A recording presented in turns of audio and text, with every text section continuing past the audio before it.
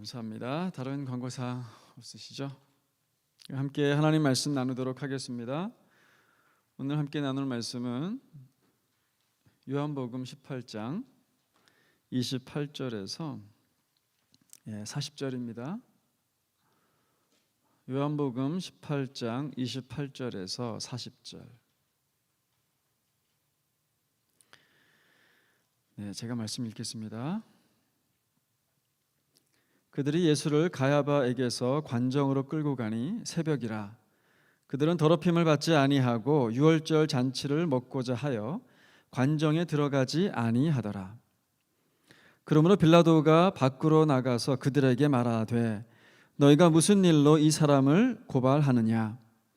대답하여 이르되 이 사람이 행악자가 아니었더라면 우리가 당신에게 넘기지 아니하였겠나이다. 빌라도가 이르되 너희가 그를 데려다가 너희 법대로 재판하라.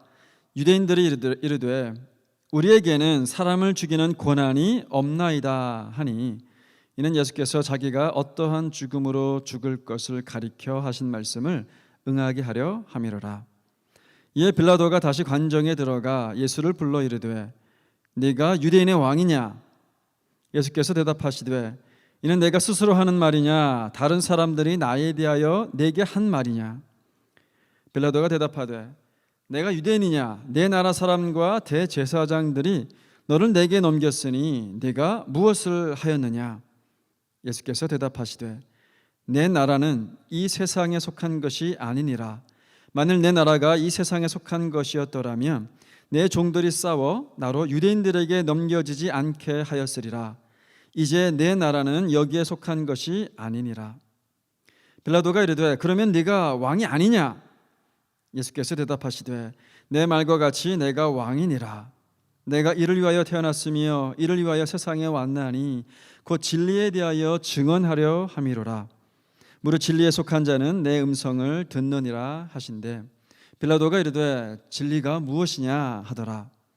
이 말을 하고 다시 유대인들에게 나가서 이르되 나는 그에게서 아무 죄도 찾지 못하였노라. 유월절이면 내가 너희에게 한 사람을 놓아주는 전례가 있으니 그러면 너희는 내가 유대인의 왕을 너희에게 놓아주기를 원하느냐 하니 그들이 또 소리질러 이르되 이 사람이 아니라 바라바라 하니 바라바는 강도였더라. 아멘. 지난주에 저희가 베드로와 대제사장 안나스에 관한 이야기를 살펴봤죠.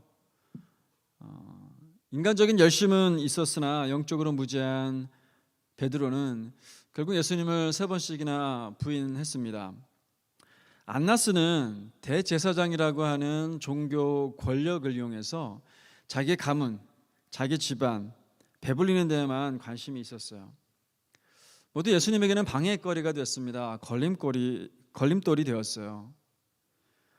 이제 오늘 본문에 와서는 배경이 바뀝니다. 대제사장의 뜰에서는 종교 재판이 열렸거든요. 종교 재판을 받았던 예수님이 이제는 세상의 법정에 서게 됩니다. 유대인들이 예수님을 그 당시 총독이었었던 빌라도에게 끌고 온 거예요. 오늘 본문의 구성이 그렇습니다. 빌라도와 유대인들과의 대화가 한 부분이고 또 빌라도와 예수님과의 대화가 한 부분입니다. 두 파트로 이루어져 있어요.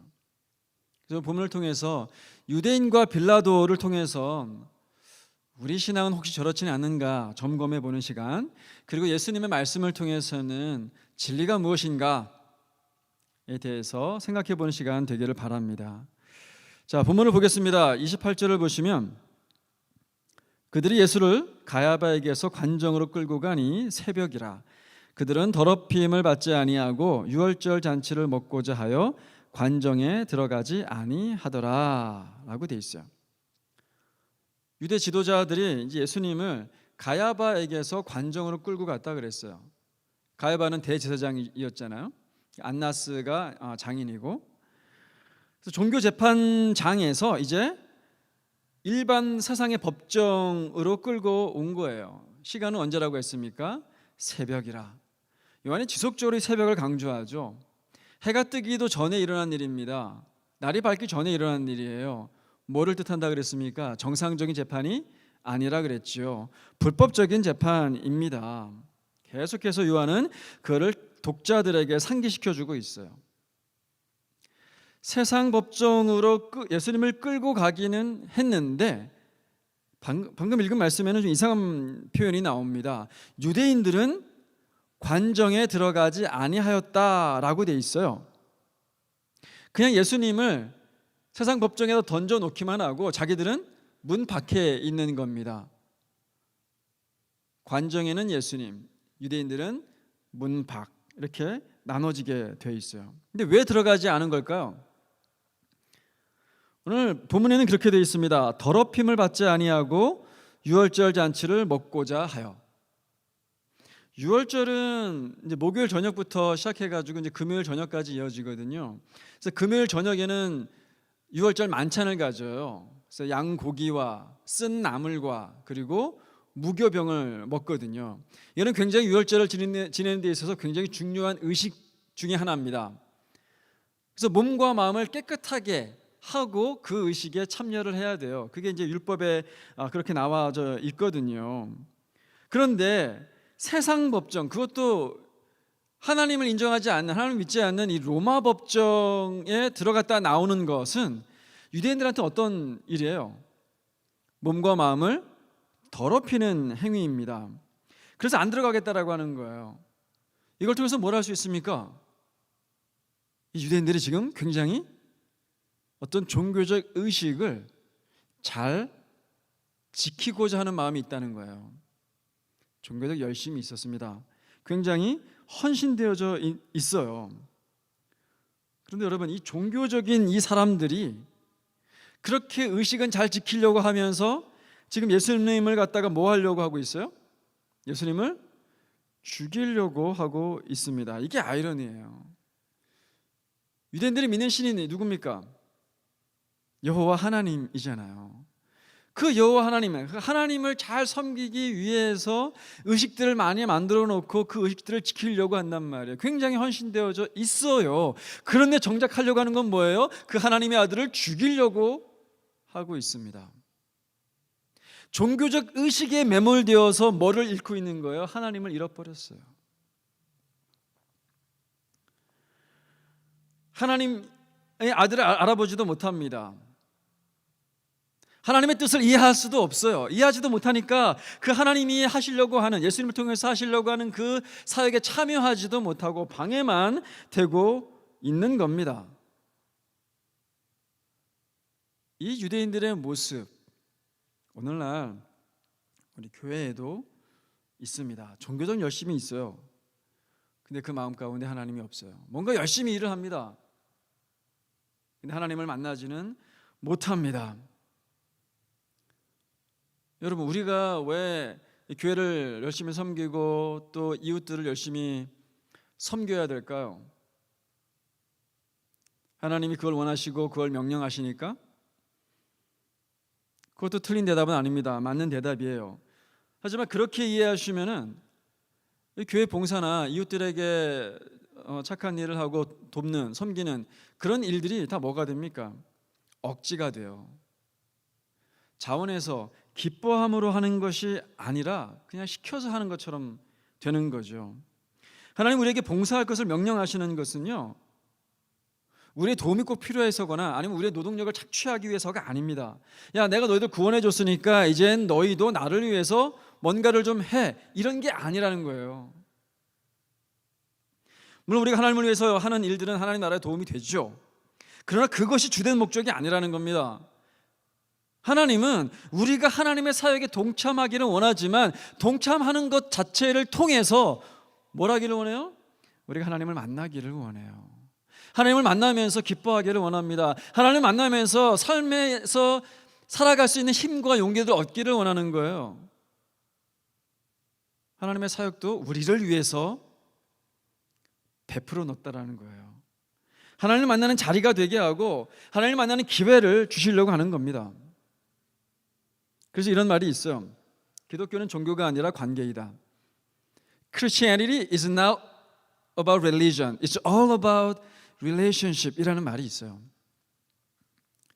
종교를 떠올리면 어떤 의식에 막 참여하는 거예요.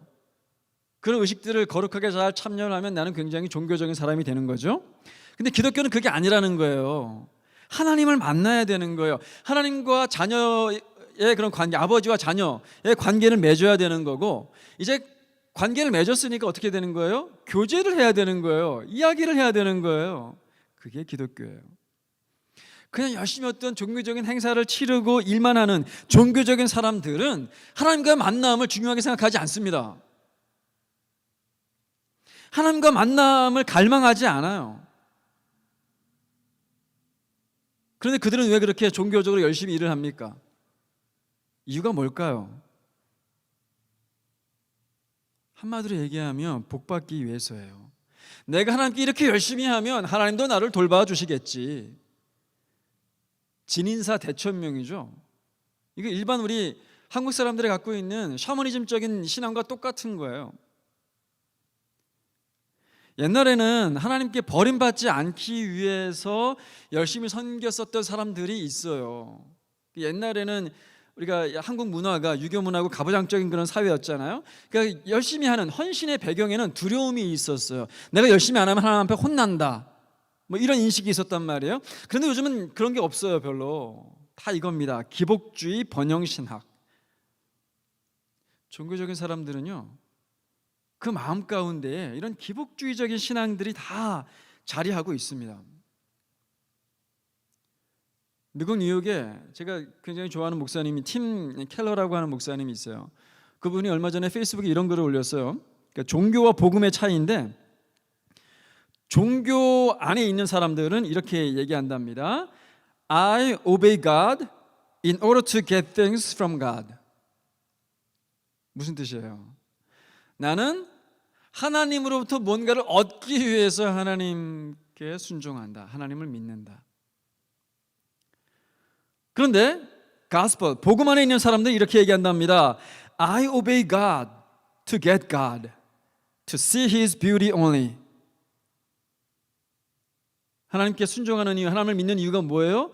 하나님을 얻기 위해서, 하나님의 아름다움을 보기 위해서, 그것뿐이래요. 다른 것들 필요하지 않다라고 하는 거예요. 오직 그 이유 때문에. 순종의 이유가, 믿음의 이유가 하나님이에요. 하나님을 만나기 위해서예요. 하나님을 만남 가운데에서 하나님을 만났을 때 오는 그런 기쁨과 평강과 영적인 그런 은혜들, 그것 때문이라는 거예요. 유대인들 율법에 대해서 얼마나 열심입니까? 철저하게 순종하려고 합니다. 몸과 마음을 더럽히지 않으려고 예수님만 던져놓고 자기네들은 들어가지도 않았단 말이에요. 그런데 그들이 뭘 하고 있어요?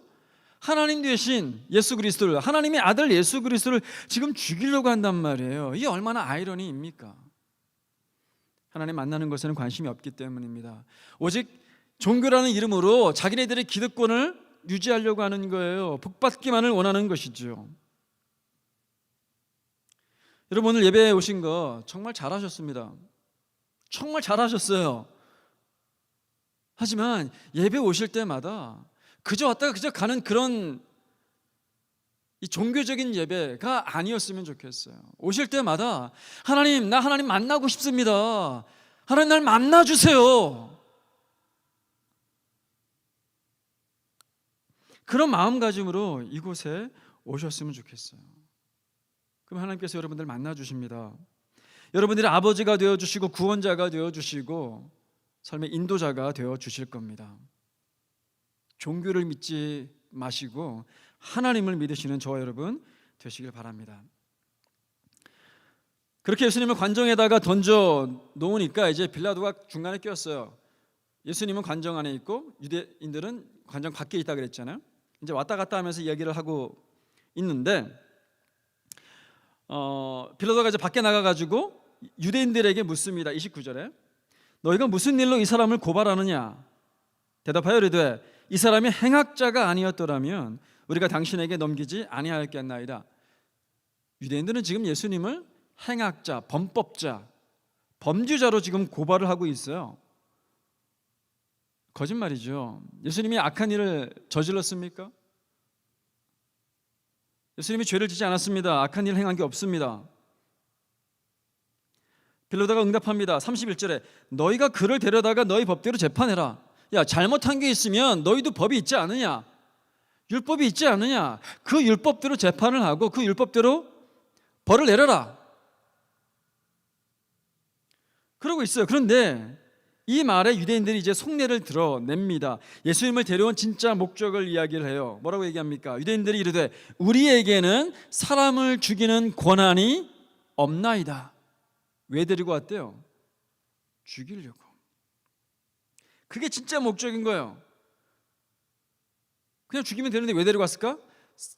권한이 없다는 거예요. 이 당시 때 이스라엘은 로마하고 어떤 관계입니까? 로마의 속국이에요. 식민지입니다. 로마가 식민지를 다스리는 방법이 이래요. 원래 그 민족, 그 나라의 법과 제도, 종교를 최대한 인정해줘요. 최대한대로 인정해줍니다. 왜 그랬을까요? 그래야 분란이 없죠. 그래야 반란을 일으키지 않습니다. 로마의 저항을 그나마 덜 하게 되는 거죠. 살살 달래주는 정책을 핀 거예요. 몇 가지만 제외하고 그랬습니다. 그 몇 가지 중에 이거는 꼭 로마의 법을 따라야만 되는 거예요. 세 가지만 소개를 해드리면, 하나가 황제 숭배예요. 두 번째가 세금이고, 세 번째가 사형권이에요. 세금은 이제 식민지니까 뭐 엄청 세금을 때려가지고 막대한 돈을 걷어들였단 말이에요. 그리고 사형권, 이 사형권은 가장 권위 있는 법입니다. 이거는 사람의 생명을 취하는 거잖아요. 사람의 생명 얼마나 그 권위가 있습니까? 얼마나 존귀합니까? 근데 그걸 빼앗는 사형권은 이거는 독립적인 국가에서만 가질 수 있는 거란 말이에요. 그러니까 그걸 줄 수가 없죠. 그건 로마가 갖습니다. 그래서 유대인들이 지금 빌라도에게 온 거예요. 예수님을 죽여달라고. 근데 이 대목에서 한 가지 궁금증이 생깁니다.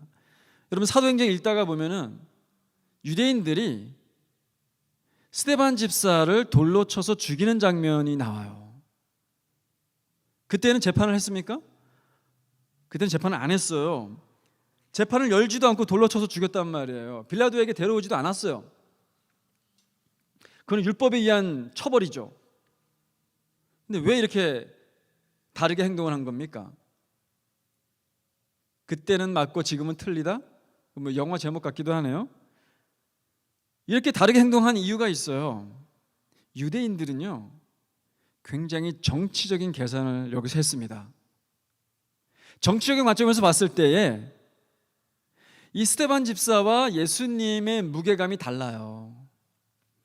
스데반 집사는 어떻습니까? 그냥 일반인이에요. 그를 뭐 신처럼 떠받치고 믿고 그를 따르고 하는 그런 무리들이 있었습니까? 없었어요. 스데반을 그냥 죽이면 그냥 그 가족들과 친구들, 그 사람들만 슬퍼하고 분노했겠죠. 민족 전체에 영향이 없습니다. 그런데 예수님은 어떻습니까? 수많은 사람들이 예수님을 따릅니다. 어떤 사람들은 예수님을 메시아라고 믿고 따르고, 어떤 사람은 하나님의 선지자 아니냐 라고 따르고 있어요. 그런 예수님을 이 종교 지도자들이 그냥 돌로 쳐라 해가지고 죽였다면 어떻게 됐겠어요? 유대인들 안에서도 분란이 일어났을 겁니다. 종교 지도자들에게 막 불만을 가졌을 거예요. 그거를 계산했다는 거예요. 자기들 손에 피 묻히지 않고 누구를 이용하려고 합니까? 로마를 이용하려고 하고 있는 겁니다. 책임을 로마에게 전가시켜버리고 있는 거예요. 유대인들이 참 간교하죠. 계산적입니다. 이런 유대인들의 계산이요, 사도신경에도 반영되어 있습니다. 사실 예수님을 죽인 거는 누굽니까? 유대인들이잖아요. 유대인들입니다. 유대인들이 예수님을 끌고 와가지고 죽여주십시오 했잖아요. 조금 이따 살펴보겠지만 바라바하고 예수님 중에 누구를 살려주라 했더니 바라바를 살려주세요. 유대인들이 죽인 겁니다. 그런데 사도신경에 뭐라고 되어 있어요? 본디오 빌라도에게 고난을 받으사 십자가에 못 박혀 죽으시고. 굉장히 규모하죠. 자기들 책임 아니라는 거예요. 빌라도 책임이라는 거예요. 물론 빌라도 책임이 있죠. 그런데 자기들은 쏙 빠졌습니다. 32절에 예수님이 아셨어요. 자기가 어떠한 죽음으로 죽을 것을 아셨다 그랬어요. 로마의 처형 방식인 십자가를 통해서 죽을 것을 아셨다라고 하는 뜻입니다. 유대인들에게는요, 이 십자가형이 없어요. 그러나 십자가에 돌아가셨다고 해서, 로마의 처형 방법이죠. 십자가에 돌아가셨다고 해서 로마가 예수님을 죽인 건 아니라는 거예요. 유대인들이 죽인 겁니다. 자, 빌라도가 이제 유대인들과의 대화를 마치고 예수님에게 돌아가요. 관정에 들어가서 예수님에게 묻습니다. 33절. 네가 유대인의 왕이냐? 이걸 보면 이제 유대인들이 예수님을 어떤 죄로 고발을 했는지를 알게 되죠. 정치범으로 몰고 있는 거예요. 조금 전에 제가 로마의 통치 방식 말씀드렸죠. 다른 건 다 몰라도 한 세 가지 정도는 꼭 지켜야 된다. 첫 번째가 뭐였습니까? 황제 숭배였어요. 황제 숭배. 가이사, 시저라고도 하죠. 시저는 신의 아들이다. 그리고 이 시저만이 로마 제국의 유일한 황제다. 이걸 인정해야 돼요. 이걸 인정하지 않으면 어떻게 돼요? 사형입니다. 유대인들이 참 간교해요. 이 대제사장의 뜰 앞에 종교 재판에 가서는 예수님은 어떤 죄로 고발을 해요? 신성 모독이다. 하나님을 모독했다. 이런 죄로 고발을 해요. 그런데 세상 법정에 와서는 어떤 죄목으로 고발을 합니까? 황제를 모독했다. 죄목이 다른 거예요. 이중적인 잣대를 갖고 있죠. 여기서 주목해야 되는 것은 예수님의 대답입니다. 빌라도는 네가 이 세상, 이 땅, 이스라엘의 왕이냐라고 묻고 있죠. 그걸 인정하면 어떻게 됩니까? 이제 사형이에요. 근데 예수님이 어떻게 대답합니까? 36절. 내 나라는 이 세상에 속한 것이 아니니라. 만일 내 나라가 이 세상에 속한 것이었더라면 내 종들이 싸워 나로 유대인들에게 넘겨지지 않게 하였으리라. 이거는 뭡니까? 부정의 의미잖아요.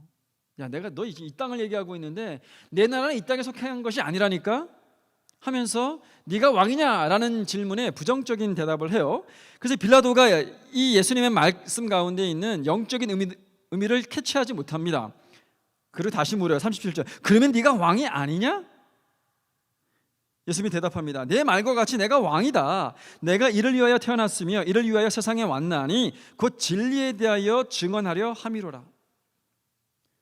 예수님의 대답을 종합하면 이렇습니다. 내가 왕이 아닌데 왕이야. 헷갈릴 수 있는 대답이에요. 이게 무슨 뜻입니까?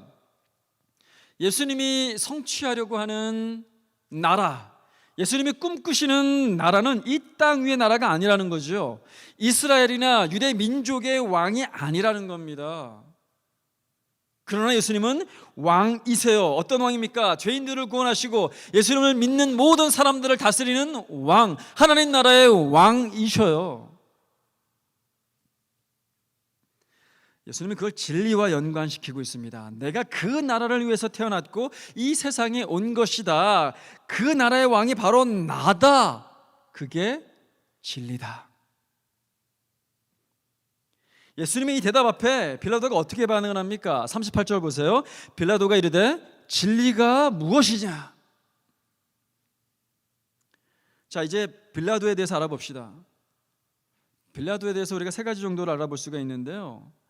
첫 번째 빌라도에 대해서 알 수 있는 사실은 그가 진리에 대해 무관심했다는 사실입니다. 진리가 무엇이냐 이렇게 묻죠. 여러분, 이 진리가 무엇이냐 이 빌라도의 질문 어떻게 들립니까? 이게 문자로 나와 있어가지고 이 톤이나 이런 게 없잖아요. 그래서 우리가 이것들을 추측을 해야 되는데 진리가 무엇이냐 어떻게 했을까요? 예수님, 진리가 무엇입니까? 가르쳐 주십시오. 이렇게 반응을 한 것일까요? 막 진리에 대해서 알고 싶고 관심을 막 갖고 있고 막 갈망하는 그런 표현이었을까요? 아니었을 거예요. 만약에 그랬다면 진리에 대한 예수님의 답변이 이어지거나 또는 이 빌라도의 추가적인 질문들이 이어졌을 거예요. 그런데 오늘 말씀이 어떻게 이어집니까? 이 말을 하고 다시 유대인들에게 나가서 예수님에게서 질문하고 난 다음에 예수님이 뭔가 얘기하실 것에 대한 시간을 주지 않습니다. 바로 자기 할 일들을 하고 있는 거예요. 관심이 없습니다. 37절에 예수님이 뭐라고 하셨습니까? 내가 진리에 대하여 증언하러 왔다. 무릇 진리에 속한 자는 내 음성을 듣느니라. 이렇게 말씀하셨는 이유는 뭐예요? 빌라도에게 기회를 주고 있는 겁니다. 들어라. 들을 수 있는 기회를 주시는 거예요. 그런데 빌라도는 들을 마음이 없습니다. 콧방귀를 뀌는 거예요. 네가 말하는 게 뭐 대단한 진리라고. 진리가 뭔데? 콧방귀를 뀌는 겁니다. 무시하는 거예요. 여러분, 진리가 뭡니까? 진리가 뭐예요? 진리가 예수 그리스도 아닙니까? 내가 그 길이요 진리요 생명이니 나로 말미암지 않고는 아버지께로 올 자가 없느니라 그러셨잖아요. 진리를 알지니 진리가 너희를 자유케 하리라. 우리를 죄의 속박 가운데에서 자유케 해서 하나님께로 인도하시는 분 누구냐 이거예요. 그게 진리 아니냐 이 말이죠. 바로 예수 그리스도예요. 진리가 뭐 그리 대단하냐? 대단합니다. 우리는 원래 우리의 죄 때문에 영원한 고통 가운데 괴로워하는 그 지옥에 갈 수밖에 없는 그런 운명들이었어요. 그런데 예수님이 우리를 찾아오십니다. 우리 앞에 서 계십니다. 그가 하나님의 아들 예수 그리스도 나의 구원자 되심을 인정하고 마음 가운데 모시면 우리의 영원한 운명이 달라져요. 왜 진리가 대단하지 않습니까? 우리의 영원을 바꿔주시는데 이 땅에서 잘 먹고 잘 사는 원리만 대단합니까? 어떻게 하면 돈을 많이 모을지, 어디에 투자를 하면 금방 돈을 벌 수 있는지 이런 것들만 진리입니까? 이런 것만 대단합니까? 아닙니다. 이런 것들은 오히려 우리에게 생명을 주지 못합니다. 영원을 보장해 주지 못해요. 이 빌라도는 오늘날 현대인들의 무관심을 대변해 줍니다. 현대인들이요 굉장히 현세적입니다. 현세적.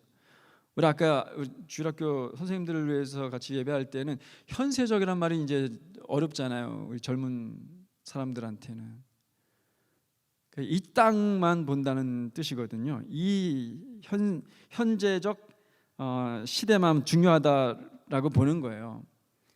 오늘날 젊은 사람들의 그 모토가 뭡니까? 한 번 사는 인생 즐겁게 살다 죽자. 욜로족 아닌가요? 이게 삶의 모토예요. 영생에 대해서는 관심이 없습니다. 또 무지합니다. 그러나 영생을 주시는 예수 그리스도에 대해서 관심이 있겠습니까? 더 없습니다. 요한이 지금 이 빌라도의 입을 빌어서 우리에게 질문하고 있는 거예요. 진리가 무엇이냐? 여러분 어떻게 대답하시겠습니까? 나의 주 예수 그리스도. 그 이름이 우리 마음 가운데 외쳐지고 있어야 됩니다. 빌라도에 대해서 알 수 있는 두 번째 사실이 있습니다. 이 사람은 오늘 본문에서 유대인과 예수님 사이에서 왔다 갔다 하고 있는 사람이에요. 유대인들이 자기를 더럽히지 않기 위해서 이제 법적에 들어가지 않았다 그랬잖아요. 그래서 물리적인 딱 나눔이 생긴 겁니다. 주목해야 되는 거는요, 이게 이 물리적인 나눔이 있어가지고 빌라도가 왔다 갔다 할 수밖에 없는 이 상황, 이거를 요한복음에서만 기록하고 있다는 거예요. 앞에 마태, 마가, 누가복음에서는 이런 게 기록되어져 있지 않습니다. 이런 물리적인 나눔에 관심이 없었어요. 요한이 그거를 딱 캐치해서 이미지적으로 우리에게 지금 얘기를 해주고 있는 거예요. 한쪽은 유대인은 뭔가를 상징하고 있는 거죠. 한쪽은 예수님, 뭔가를 상징하고 있는 겁니다. 유대인은 뭘 상징합니까? 사탄이 주도하고 있는 이 땅입니다. 이 세상이에요. 예수님은 뭘 상징합니까? 진리죠. 교회를 상징합니다. 빌라도가 그 사이에서 마음을 정하지 못하고 왔다 갔다 하고 있어요. 오늘날 두 마음을 품은 썬데이 크리스천을 떠올리게 합니다. 주중에는 세상의 말을 듣다가 주일에는 교회에 나와서 하나님의 말씀을 듣습니다. 말씀을 듣다 보니까 조금 이렇게 잘못한 것들이 막 생각이 납니다. 자신의 삶을 바꿔야 될 필요가 느껴집니다. 그런데 세상의 삶을 딱 시작하면 하나님의 말씀에 대해서 귀를 닫습니다. 세상의 말을 듣습니다. 교회 왔을 때는 회개해야 되는데, 내가 좀 말씀대로 좀 살아봐야 되는데, 좀 바꿔봐야 되는데, 이렇게 후회를 해요. 근데 후회만 합니다. 결단하지 못합니다. 딱 결단해서 예수님에게로 돌아서야 되는데 그러지 못한단 말이죠. 우유부단합니다. 믿음이 있는 것 같으면서도 없는 것 같고, 없는 것 같으면서도 또 있는 것 같고. 근데 여러분, 오늘 본문에서 왔다리 갔다리 하고 있는 이 빌라도의 최후가 어떻게 그려지는지 아세요? 38절 말씀 보세요. 빌라도가 유대인들에게 이렇게 말을 합니다. 나는 그에게서 아무 죄도 찾지 못하였노라. 그러나 유월절이면 내가 너희에게 한 사람을 놓아주는 전례가 있으니 그러면 너희는 내가 유대인의 왕을 너희에게 놓아주기를 원하느냐? 유대인과 타협합니다. 세상과 타협해요. 예수님에게서 아무 죄를 찾지 못했다 그랬죠. 그럼 어떻게 해야 됩니까? 예수님을 놔줘야죠. 그게 정의로운 재판장 아닙니까? 석방하라, 놔줘라, 이렇게 해야 됩니다. 그런데 아무 죄도 찾지 못했다고 하면서 결정권을 유대인들에게 위임해버립니다. 유월절마다 한 사람씩 석방해 주는 거, 그것도 마찬가지예요. 유대인들에게 환심을 사기 위해서입니다. 야, 얘들아, 불만 갖지 말고 불평하지 말고 좋은 게 좋은 거니까 우리 서로 잘해보자. 이게 한국에도 있어요. 8.15 특사라고 특별 사면이 있잖아요. 이게 이제 정치적으로 반대하는 사람들이 막 불만을 갖고 있으면 이 사람 좀 달래주기 위해서 특별 사면을 해요. 근데 거기에는 정의가 없습니다. 큰 죄를 지은 사람일수록 특별 사면의 대상이 돼요. 작은 죄 지은 사람들은 그냥 오래 있어야 됩니다. 감옥에. 웃기죠? 거기엔 정의가 없어요. 빌라도가 지금 그걸 하고 있는 겁니다. 그랬더니 유대인들이 누굴 풀어주라고 외쳐요? 바라바.